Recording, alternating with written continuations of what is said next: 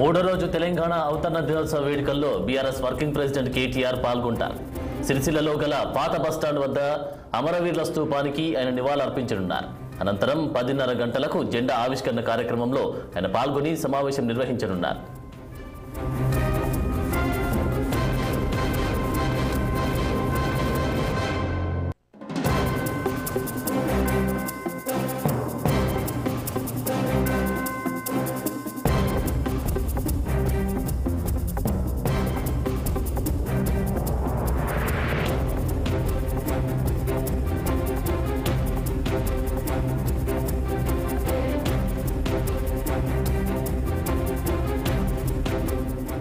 మూడో రోజు తెలంగాణ అవతరణ దినోత్సవ వేడుకల్లో బీఆర్ఎస్ వర్కింగ్ ప్రెసిడెంట్ కేటీఆర్ పాల్గొంటారు.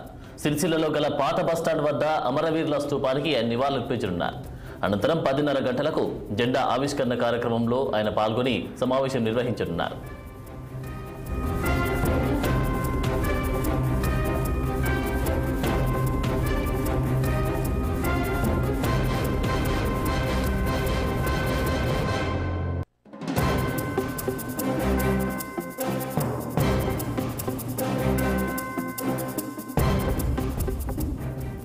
మూడో రోజు తెలంగాణ అవతరణ దినోత్సవ వేడుకల్లో బీఆర్ఎస్ వర్కింగ్ ప్రెసిడెంట్ కేటీఆర్ పాల్గొంటారు. సిరిసిల్లలో గల పాత బస్టాండ్ వద్ద అమరవీరుల స్తూపానికి ఆయన నివాళులర్పించనున్నారు. అనంతరం 10:30 గంటలకు జెండా ఆవిష్కరణ కార్యక్రమంలో ఆయన పాల్గొని సమావేశం నిర్వహించనున్నారు. ఇక ఇదే అంశానికి సంబంధించి తాజా అప్డేట్స్ మా ప్రతినిధి రామ్ అందిస్తారు. Ram, good morning Anand. తెలంగాణ నిన్న ఏదైతే జూన్ 2వ తేదీన తెలంగాణ రాష్ట్రం ఆవిర్భవించిన రోజు సందర్భంగా తెలంగాణ దశాబ్ది ఉత్సవాలు నిన్న రాష్ట్ర వ్యాప్తంగా కూడా పెద్ద ఎత్తున ఘనంగా జరిగాయి. అయితే ఒకవైపు అధికార కాంగ్రెస్ పార్టీ ప్రభుత్వం నిన్న ఒక్క రోజుకే వేడుకలకు పరిమితం అవగా ప్రధాన ప్రతిపక్ష బీఆర్ఎస్ పార్టీ మాత్రం జూన్ 1, జూన్ 2, జూన్ 3 రోజుల పాటు ఈ వేడుకలు నిర్వహించాలని చెప్పి పార్టీ అధినేత కేసీఆర్ పిలుపునివ్వడం జరిగింది.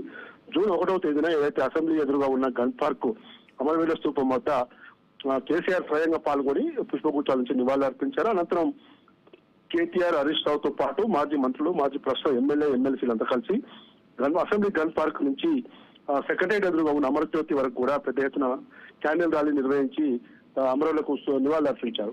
అయితే నిన్న జూన్ 2వ తేదీన తెలంగాణ భవన్ లో జరిగిన కార్యక్రమంలో మాజీ ముఖ్యమంత్రి కేసీఆర్ వేడుకల్లో పాల్గొన్నారు.